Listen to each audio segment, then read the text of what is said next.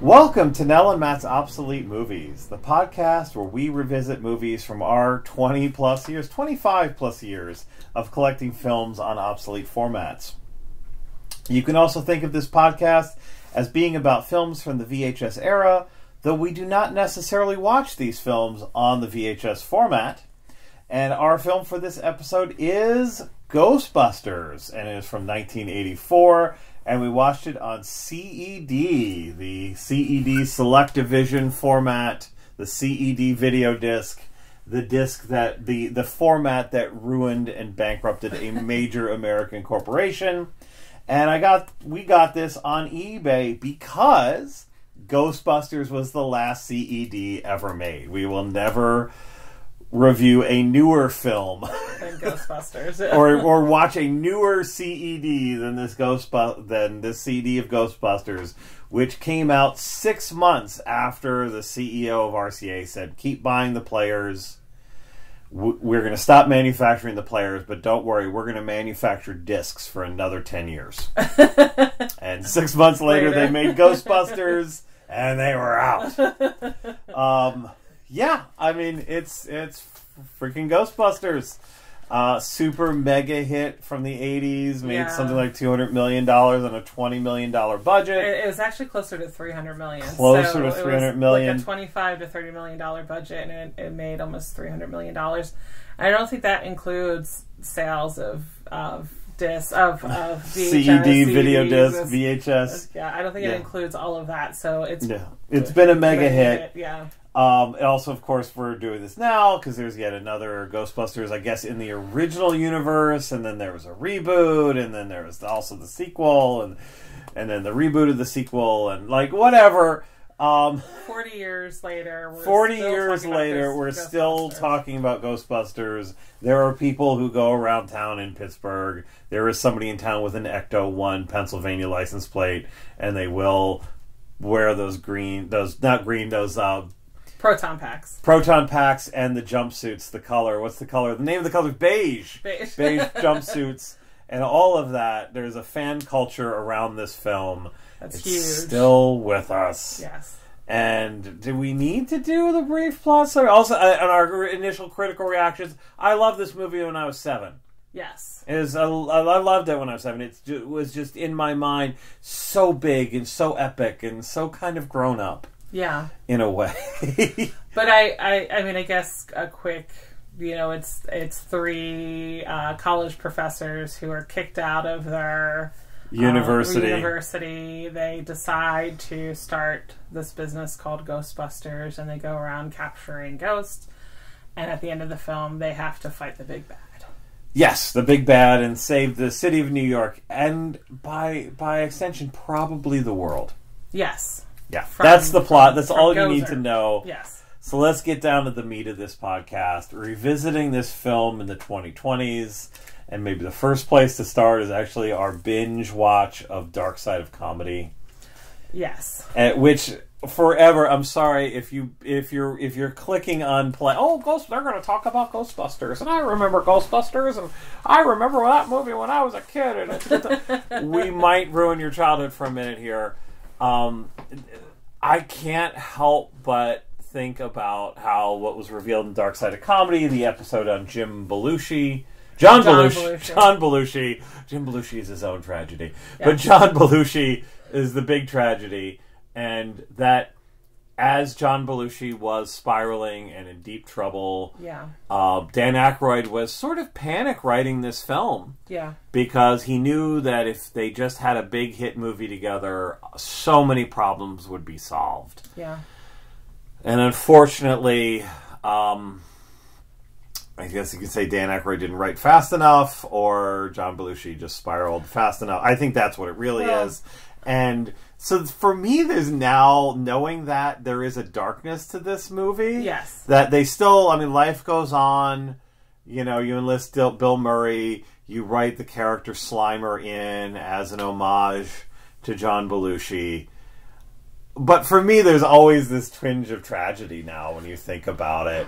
Yeah. That, he was conceiving this thing, and there was this hope and love for each other, and this hope that, you know, in the future that they would have this future together, keep making movies, keep being buddies, and being successful. And, you know, John Belushi's been gone, 45 years now. 82. I think he died in 82. So 42 years, yeah. So, and I think, you know, it's like Aykroyd, obviously his love for Belushi to try to do this. But, you know, Belushi, I looked it up, and John Belushi only did 8 films. Wow. And then Blues Brothers was in 1980, and that was like just such a huge film. So 78, you had Animal House, where everybody was talking about John Belushi. Yeah. Then they do Blues Brothers together, which is a massive hit. And then he tries Continental Divide, where he is actually doing acting, like he's playing a real character. It's not about the persona of John Belushi. It's actually a good film, Continental Divide, but it doesn't really do well. There's mixed reactions. And then Aykroyd and Belushi get back together for Neighbors, which is a pitch black comedy. It's a very dark film. And they switch roles. John Belushi is not the manic one in the film. He's actually the stable, normal guy. And it did okay. It wasn't a huge hit, but it was like critically panned. A lot of people. We should do Neighbors sometime. We should. I think Ebert liked it. I think Ebert liked it. I mean, it's a very strange and interesting film that, cuts against the persona, and I think cuts against what now the public memory of John Belushi is. It's such an interesting film. Yeah. And we do own it on CED. And I think VHS. So we should at some point slide a copy of Neighbors in a player and do that. And I think, so for Belushi, you know, in his spiral as well, like his career wasn't panning out the way he thought it was. And then also our understanding of addiction is much different now than it was then. And so I think Aykroyd feeling like, if I wrote this film, it would save his life. And unfortunately, just with addiction, it doesn't work that way. Yeah, but I mean, you think what a tremendous act of love. Oh, a huge act of love. A huge act of love. And an attempt to, So I can't divorce now. We can't unknow this. And there's obviously then like a sadness to the situation. Yeah. Because, and Belushi actually, Aykroyd was working on the screenplay when he found out Belushi died as well. Yeah. And so that sadness is huge.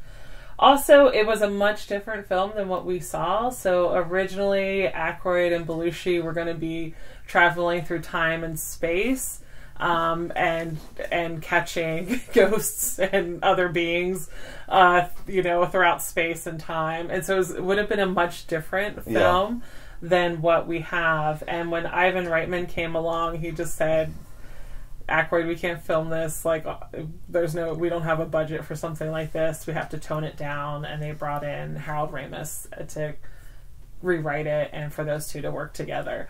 And so that you kind of, what we know now is not what the vision was the original idea. And I think there's, so that's the future that never was. Yeah. Or maybe the past that never was.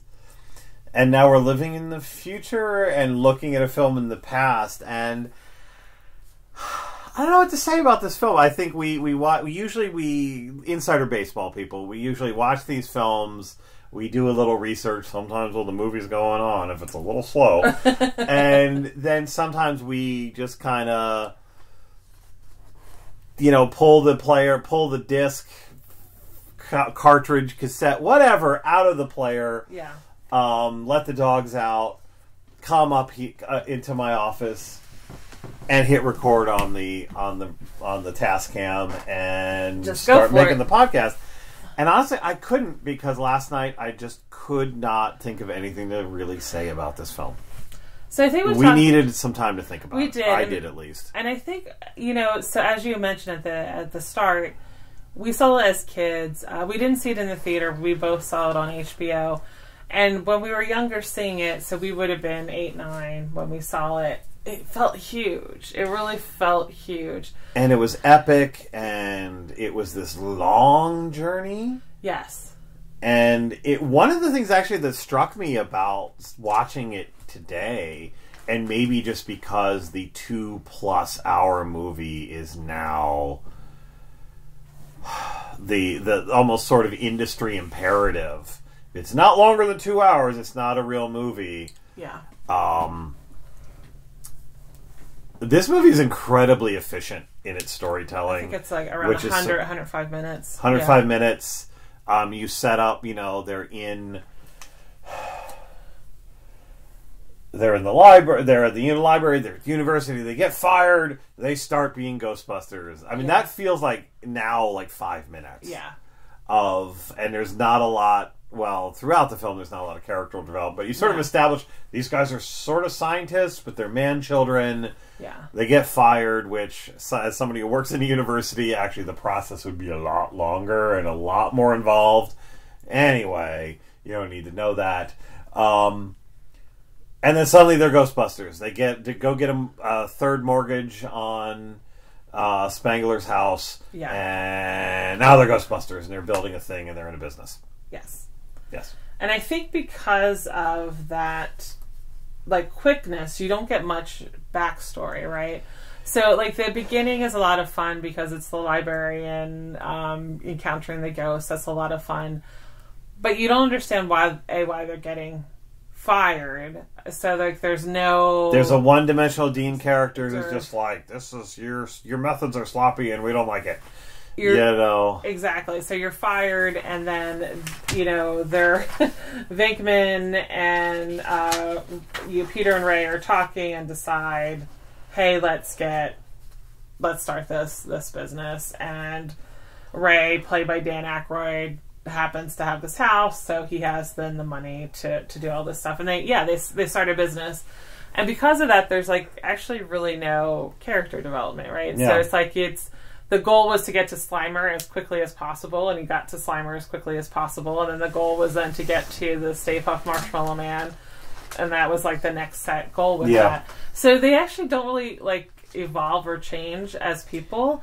And even like the Sigourney Weaver character, he meets her twice. Yes, and through the media, the second time, because he's famous, she's more into him. Yeah. The door is open for her to be interested in him. Which I think is also weird, like, for the character. I mean, I guess the Sigourney Weaver character changed the most throughout the film in more than one way. But even without No Dana, Only Zool. Yeah, you see her kind of twice. They meet twice, and then, like, she's like, okay, let's go on a date. It's just fine. And not weird at all. It was the 80s, kids. Wouldn't have been that weird. But yeah, like, she's the one who, her mind changes. Yeah. Peter Venkman is just kind of Peter Venkman, who and he's sort of incorrigible. Yes. And the obstacles that they face get larger. That's it. And that's it. And it's like nobody grows or evolves or changes during the film. It's just, let's get from one bigger obstacle to the next bigger obstacle. And it's a kind of a bummer, though, because, like, Sigourney Weaver, and at that time, she was Alien. Like, Alien and Aliens. Yeah. Like, she was known as an action star and known as a dramatic actress.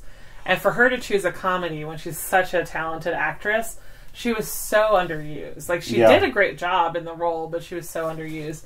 And even Ernie Hudson, who's like a really good actor, was also underused. And if you haven't seen Crow, like, he's actually wonderful in Crow. The Crow. Yeah. So you also then have like these kind of really good actors who are kind of, even Annie Potts is Annie Potts is a good actress. Yeah. I mean, Bill Murray became Bill Murray. Yeah.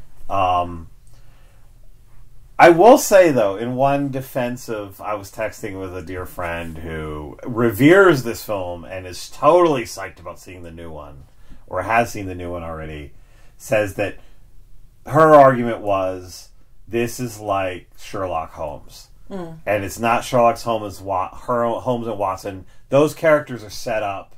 It's solving the mystery. Oh, that's an interesting take. Okay. That is an interesting take, and so they're not supposed to.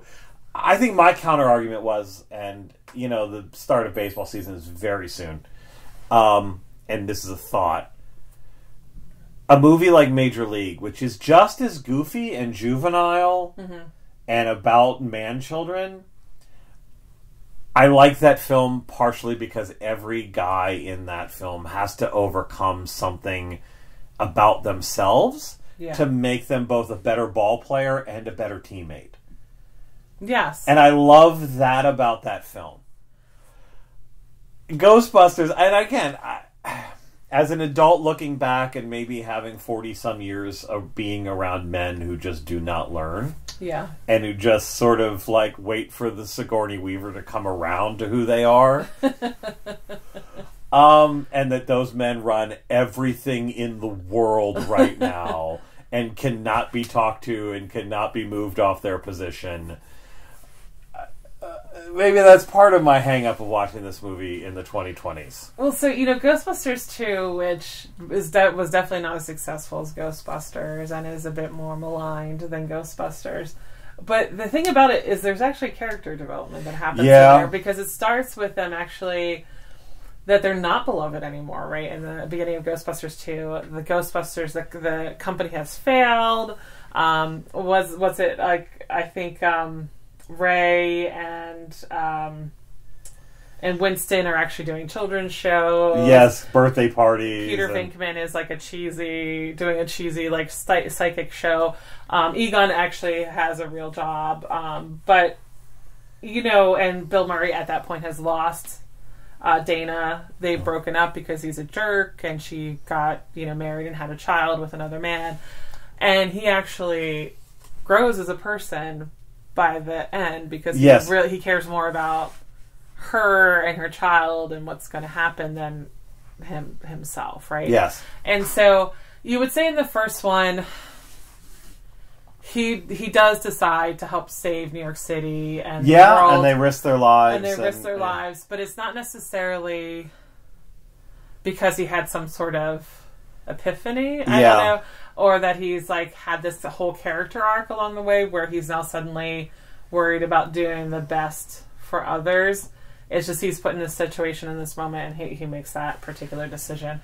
So Ghostbusters in some ways is a little bit more interesting because you do see this growth. Ghostbusters 2, that is. Ghostbusters 2, where you do see this growth that happens over time. But no, not in Ghostbusters. And I think as a kid... That's cool. It's cool to go from like one action to another action to another action. And I think is also, kids who grew up as we did on episodic television. Yeah. Where, every Tuesday night at 9 o'clock, it's or 8 o'clock probably, that was past my bedtime at that point, because I was 7 when this movie came out. That there's just a reset button. Every Tuesday night at 8, boop, same people, new problems. Exactly. Larry and Balky, what are they going to get into this week? They're not learning anything. There's a moral for you, the audience, but then Larry's going to be the same jerk, and Balky's going to be the same innocent, fine, kind-hearted, naive immigrant every week, and that's just fine and dandy. In a way, this movie is it was a 101-minute sitcom. I think that's a good way to put it. It's definitely a good way to put it. And with comic relief, with like Rick Moranis playing Lewis, right? Who I think is one of the things that, like, looking back, Rick Moranis is the real star of Ghostbusters. Oh my gosh. He's so good. He sends it so hard, all gas, no brakes, in every scene of that film, holding nothing back, playing this like deliciously ridiculous but somehow still believable but so much fun character. I think that, and for me, Stay Puft Marshmallow Man. I think I would give this movie a more negative review. But to think about, like, also a major Hollywood film that has such an incredible left field twist at the end, that it's the Stay Puft Marshmallow Man. That's so Which was good. in his original, that was one of his original ideas that he had. Yes, which I'm glad they kept it. Glad they kept, but could you imagine getting that past the finance department, script department today? Oh, wait, is a marshmallow? I don't get it. That's not going to play. And it's just so whimsical, and so, for me, it's like, oh, it's so good. Again, because it's that moment is brilliant. Is so brilliant. I guess they originally wanted to cast John Candy as Lewis, and he just couldn't get the character, and he passed on it. But I can't imagine, like I love John Candy, but Harold Ramis just does such a good job. Not Harold Ramis, I'm sorry. Rick Moranis. Rick Moranis, same kind of, those names rhyme. Does such a good job with Lewis, and I love this scene where it's just like he's also just completely oblivious to everything, and he's not getting that Dana's not interested in him, and when he finds out she has a date and she's like, we'll stop by, he's like, oh, okay. Like, he's just like such this like oblivious, lovable character that you just so adore him. And I think also what it sent up on, thinking about New York in the 80s. Yeah. And Reagan's America in the 80s, where, you think that's the character, the EPA inspector's character, I have the cast. Walter Peck. Walter Peck, yes, Walter Peck. William Atherton, he's really good in this too. Yeah. Walter Peck, they have the cast list on the back of the CED, people, so I can grab that. Walter Peck, is the epitome of the Ronald Reagan quote that won him several elections and has kind of turned America into the massive dumpster fire that it is. No one wants to hear the words no one wants to hear, I'm from the government, I'm here to help. He is the epitome of that Ronald Reagan mantra, which, of course, again, America, giant dumpster fire. Because, he is that. I think it's also that Rick Moranis character about, about money and this over concern about money and the sort of like, as you made the point, in terms of films and other contexts, Taxi Driver was 76. Yeah. And just, there's one joke about the neighborhood where the firehouse is being not so great. But it's the new New York. Not quite the Giuliani, broken windows New York, but it's this new 80s spirit of New York City where there's all of this money and yuppies everywhere. And he's this guy who has the financial knowledge who just doesn't make it quite work, and he's not cool. Right. Which is very, I think, period specific. Yes. But I think that character has just such that sort of Buster Keaton-esque absurdity to him that it's still a good character today. And also, the apartment building is right by Central Park, which now as we're adults, you couldn't imagine, yeah. Wow, how did he as an accountant and her as a violinist afford that apartment? But it is, yes, that part for me is interesting because the conversation we had about Taxi Driver was all about the grittiness and danger of New York City.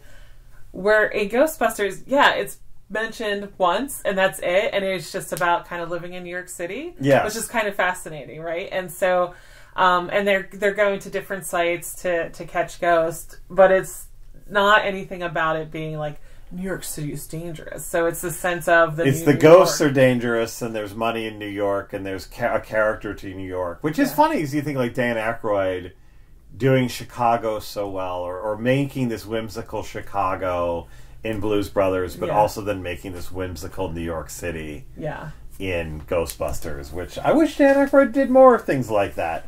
I think the other thing is you were talking about, like, because, I pulled the CED out of the player, and I was like, why do people care about this movie so much? Yeah. And you made the point. Yeah, that there just wasn't many children-friendly films at that point in time. I pulled up a list, and I think I read through of the big 84 films. And there was maybe 5. So there was Never-Ending Story, Muppets Take Manhattan, I believe. This, maybe some families would have taken you to Gremlins. I think Footloose, maybe some families would have taken you to Footloose. But there was maybe 5 or 6 of the 150 films. And there was more I could have scrolled through. I think I made up to 185. And you think about it, this is the movie I think most. I mean, it's the epitome of Hollywood marketing that you have the crossover appeal. Yeah, it could be a date movie. It's sort of an action movie. It's sort of a kids movie, but the parents won't fall asleep. Yeah, which I think now in our I think Pixar is maybe waning, or that formula is kind of falling apart a little bit. But part of the whole Pixar thing was, those were kids' movies that parents won't hate watching. The same with the Lego movies. Lego movies, yeah. As well. So, but yeah, at that time, there wasn't a ton of films. And so you think Muppet Takes Manhattan specifically for kids. Yes. Neverending Story was more for kids. Ghostbusters was trying to create this film that's about a group of 40-something men. It's 3 40-something men. And you're dragging your kid to see a movie about 40-something men who have lost their careers, they're having midlife crises, and they're trying to find their path in life. If you pitched it that way, what parent would take their child to that film? But they were able to do a really good job of balancing, like, the humor. The horror is not too scary. It would be scary for an 8-year-old, but not too scary, right? Yeah. So it balances humor and horror, and the pacing is quick as well for it. And so there wouldn't have been a ton there. So there is the playground talk, right? Kids would have been like, oh, did you go see Ghostbusters? Oh, it's on HBO. I watched it. It was good. But there also would have been the water cooler talk, like, oh, I took my kids to Ghostbusters and not too bad. If you need to take your kids somewhere, take them here. Or calling up grandmom and grandpa, take the kids to Ghostbusters. They can see it. And so here's the other thing about Ghostbusters now that I think about it. There's 2 horror movies that I want to speak about Ghostbusters 2 in context. Because you said the other thing about the horror, the special effects are not too scary. And you think about what it does, too. The ghosts aren't that scary, but also there is a way of fighting back against ghosts in Ghostbusters. Which, as somebody once said, I saw a documentary about The Exorcist, and what makes The Exorcist so terrifying is, especially for Catholic, is the priest can't do anything about it. Yeah. Oh, if the priest can't do anything about the supernatural, we are in big trouble. And that's terrifying, that lack of control. Yes. And so, Ghostbusters, yes, there's ghosts and ghouls and things happening and skeletons driving taxi cabs, but they got these proton packs, you see, and they got these traps, and you could, whatever, no matter what, you can bust open a trap. Which for me then also in terms of how this movie appeals to our generation, so much to the point where we won't let it go, and then a lot of our friends are infecting their own children with this film, this is the redemption for all of us who watched Poltergeist when we were way too young and unsupervised, and it was on HBO seemingly at least 3 times a day. It's true. Because I think I watched Poltergeist when I was 6. Yeah. And my big Pink Panther doll that was kind of long and lanky, like the clown in Poltergeist, found the back of my closet, and there was a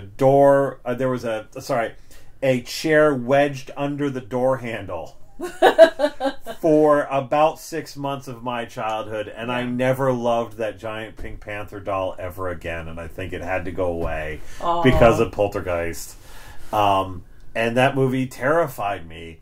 And some of the special effects look very similar to Poltergeist, and then they get blasted with proton beams and put away. And I think that was the real market for this film, was kids who saw Poltergeist on HBO way younger than they had any right to and were permanently scarred by it.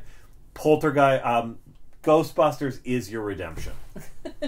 Well, I also think that, I always say, like, Gen X, Generation X, is the first generation of rampant divorce, right? Like, it's the first generation where divorce is just happening. And not that divorce didn't happen. It's just so normal. And you could talk about it, and so many kids. And the divorce rate definitely went up around that time. And so I also think there's that sense of, I think often when you have instability in your life, it's nice to have a comfort. And I think Ghostbusters became a comfort for people. Yeah. And it's a comfort as well as, like, they solve the problems and everything's okay and they're funny. And they're heroes. And they're heroes and this is nice. And my dad might be frumpy and 40-ish and these guys are frumpy and 40-ish. And my stepdad might suck. And my stepdad might suck. I think there was a comfort in that film, in that particular film around it. Now, in today's market, like if Ghostbusters was a brand new concept, right?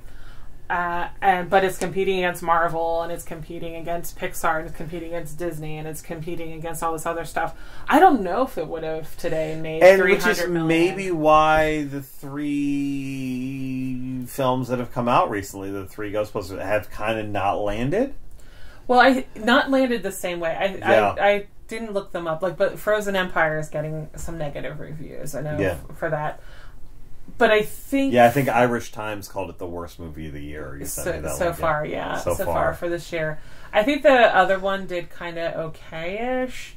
But I think it's because Paul Rudd is in it, and Paul Rudd is kind of charming and lovable. But I do think in the cultural context of the time, and that they really weren't necessarily marketing films to kids. Or, again, something that has such broad crossover. It's also a bit of a rom-com. It is. They squeezed a little rom-com. There is that idea about, and we read this in a screenwriting magazine years ago, that a lot of major studio pictures just kind of like, there's a day when these script doctors just, they're in a conference room somewhere in a building in Hollywood, and it's like, okay, those are the 16 to 35-year-old male guys, and they're going to go through and make sure that there's enough in this script that a 16 to 35-year-old male would be into this. Yeah. And then there's the date movie people, and then there's the stand-up comics with stage fright who punch up scripts to make sure they're a little funny, or if it needs to be funny. Yeah. And that you maybe sometimes don't have the single authored film so much anymore, but the film that is written by committee, and that continuity in storytelling is actually a matter of the editor, who then has to put all of these pieces together and tell a coherent story, because they just shoot a bunch of stuff that a bunch of people wrote. This film actually kind of fulfills that promise, or that idea that you can appeal to all of these people at the same time at some level. It's an action, rom-com, horror, comedy, children's movie that with slight bits of adult humor and we even talked about this, that Beetlejuice is in the same line as this, and I think Shaun of the Dead, which I actually think it does better, because Shaun of the Dead actually is legitimately really scary in some parts. Yes. But I think Shaun of the Dead, in making kind of this comedy, also really understood zombie films. And all of that, and is super smart. And, oh, by the way, Shaun has to grow as a human being. He does. To also overcome this, which I just love that in storytelling. And now that I teach fiction writing workshop, I think lack of character development is unforgivable. So I think, is there anything else before we go to the Big Five? No, that's all right. Let's go to the Big Five questions. And question 1, if there's not enough hot takes yet in this film, I think I have one coming. Question 1 is it camp, retro, a classic, or just an old movie? I think it's just an old movie. I think it's just an old movie, too. And that's a hot take, and maybe we're bad Gen Xers and we lose our Gen X membership cards. Or we go through a probationary period, generational probationary period. Or get put on an improvement plan, and maybe we finally do Star Wars on May 4th. Which, by the way, would be my first time trying to watch Star Wars all the way through. Oof. Where I would actually watch it all the way through. I've seen pieces of Star Wars. The Matchbox cars on the living room floor were always more interesting to me than that film. Yeah. And I don't know if I could do it at 40, whatever my age is. It's just an old movie. Yeah. It's just, sorry. Is this, for our generation, because we grew up, there was that, faux, because, 89 was the 20th anniversary of Woodstock. Yeah. And, boomer culture was having this moment. Yeah. Is Ghostbusters the cinematic equivalent of boomers in 1990 trying to sell younger people on the Doors? Is this the cinematic The Doors? I think it might be. And it also, I just made myself sad. It was sadder than the John Belushi thing. Ghostbusters, looking towards the past, is Abbott and Costello, right? Like, it is those kind of early comedies, and Abbott and Costello meet Frankenstein, or Abbott and Costello in a haunted house. That's what this is, right? And so, do people love those movies? Absolutely. But they're just still old movies, right? And that's okay. It's all right sometimes if something's old. You can still love something that's old, but it's just an old movie. Yeah. Yeah. So question 2, which actually there's another hot take here. What about the social political distance? I think we have to talk about Peter Venkman as a creeper. He is a creeper, and I think... He is a creeper. He is someone in Sigourney Weaver's position would not put up with him at all. Well, let's go back to the very beginning of the film, though, with how he was interacting with the student. This is true. So you had the female student, the male student, and he was trying to see if they were psychic and they could read his mind as he was holding, that scene, yeah. And though she was getting it wrong, he wasn't shocking her because he wanted to meet her he wanted to date one of his students. Which, ew. Right, ew. Even if she was a grad student. Ew. Still ew. Still sketch. So still sketch. Because she was probably 20-something and he is in his 40s. Still ew. So that part is kind of ew with it. And I agree with you. Like Sigourney Weaver, who, Dana is accomplished. She's intelligent. She has her own life. Is she really going to fall for this kind of schlub of a guy? Probably not, right? Like, I think that's the reality of it. Which is also so interesting, too, because you think part of it is, isn't that the same way Rick Moranis treats her? Yeah. And she's not interested. One is, like, completely ridiculously comedic and pathetic. Yeah. And the other one is finally she comes around once Peter Venkman gets famous. I think the other thing we also have to... So that's kind of, like, weird. And then they cut it. They show it in a montage, just briefly. But there was also a storyline where Dan Aykroyd falls in love with a ghost. And so we see briefly in the montage of her obviously giving him, pleasure of some kind. That was also cut, but also kind of, even as a kid, that scene I always thought was weird. That montage that part of the montage was always weird. So it's a little strange, like that kind of shit. Little strange. I mean, I think there's some stuff about, like New York as the diverse city, and so there is some kind of things about race that are a little weird. Yeah, Some characters that are very much stereotypes. Yeah. You'd call them up from Central Casting in 1950-something. Yeah. They happen to be in this 80s movie. The other thing I have to talk about, too, I think this is the place to talk about it, is because of the, rabid fandom, the reboot with an all-female cast with Kristen Wiig and Melissa McCarthy.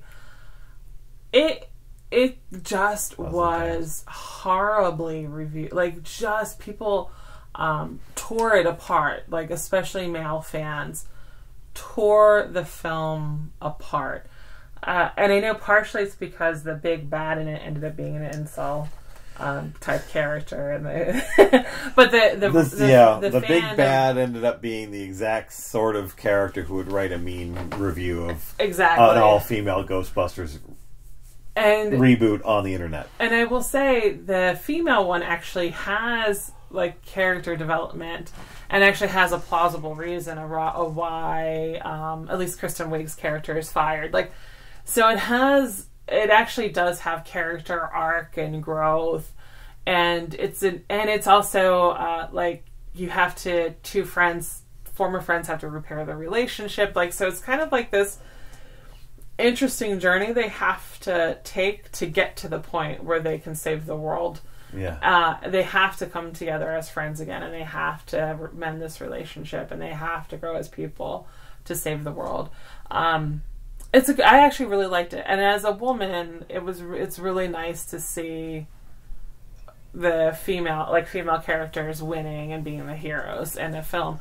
But the fandom around it is just so intense and toxic that this film was just had no hope right out of the gate, had no hope out of the gate. And that part is kind of ugly. And that this is also happening with the Marvels, the Marvel film or Captain Marvel or whatever it's called. That also happened because like people just are mad about the female character and they don't like her and they don't like that she doesn't smile.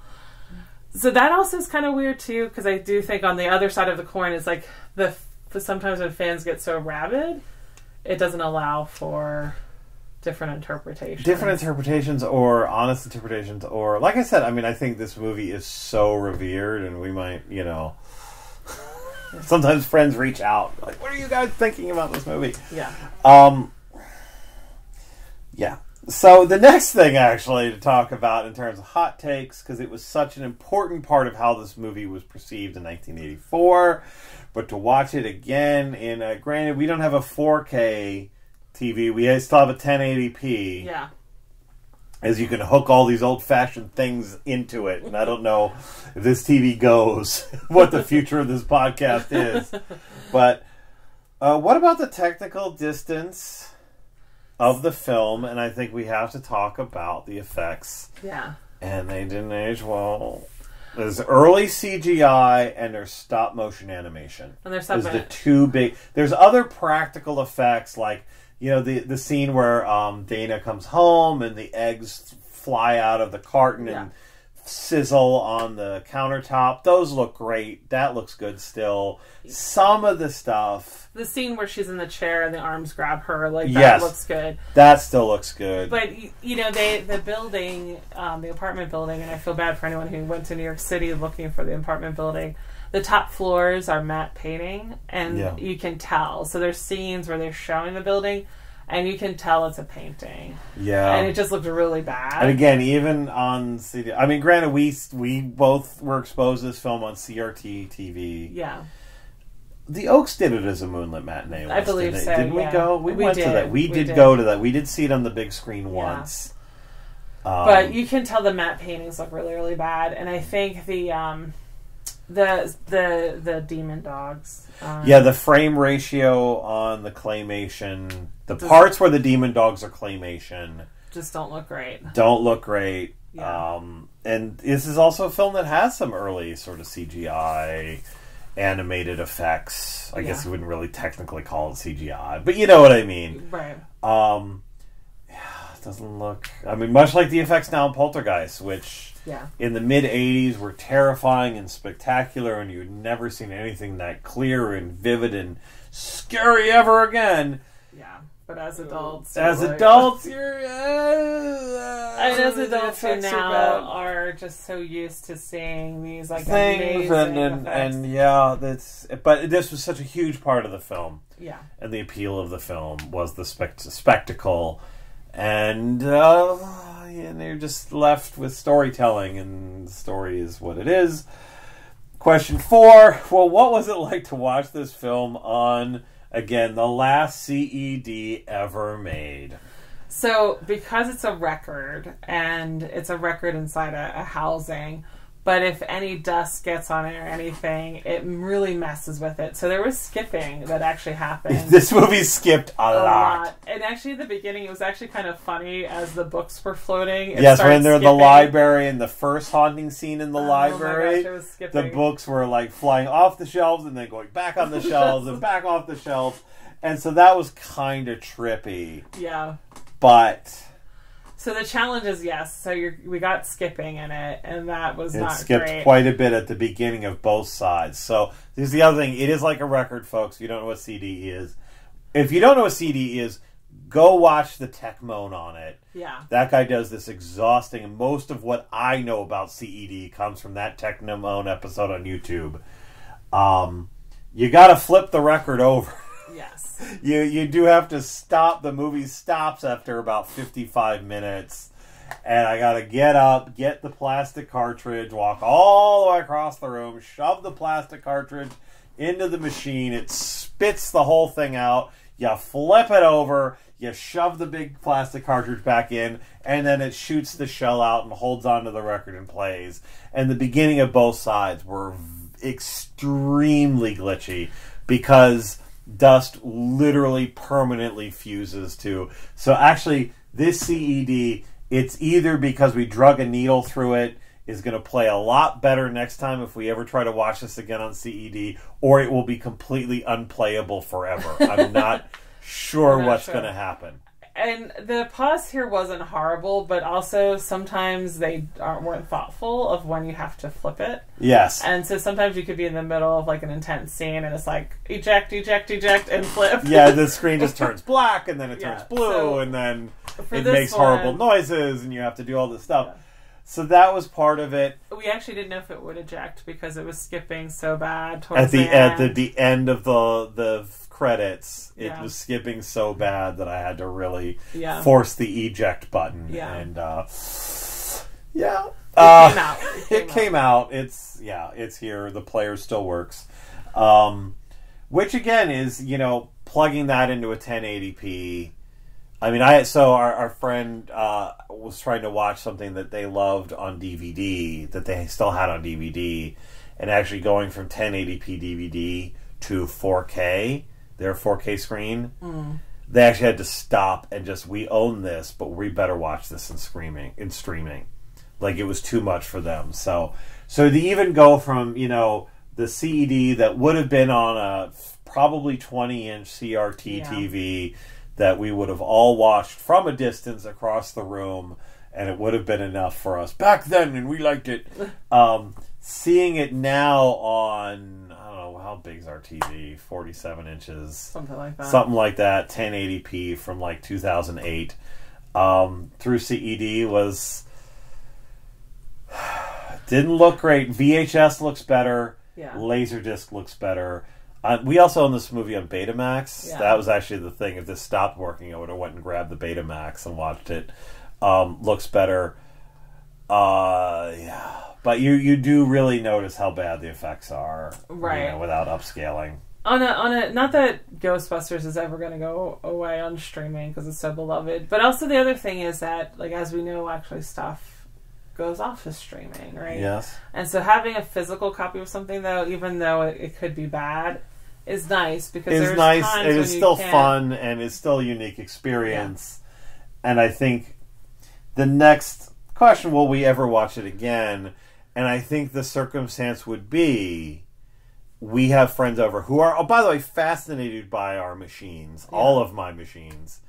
You want to watch Ghostbusters on CED? You want to watch Ghostbusters on Betamax?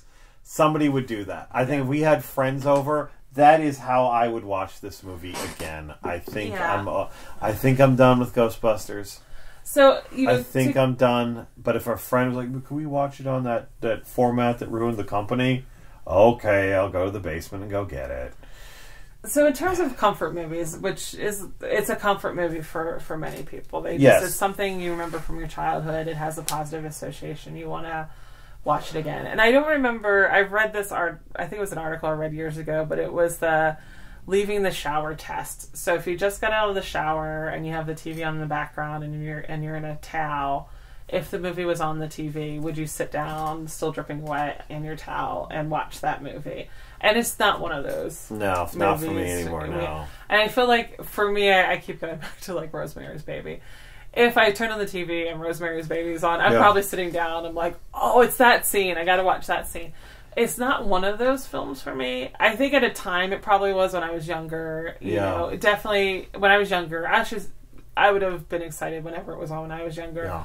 But now, no. And I think it's just because our tastes have actually changed and evolved over time. And I think that there are films that... we do like silly films. You know, there are definitely films that we like. Like, we love Shaun of the Dead.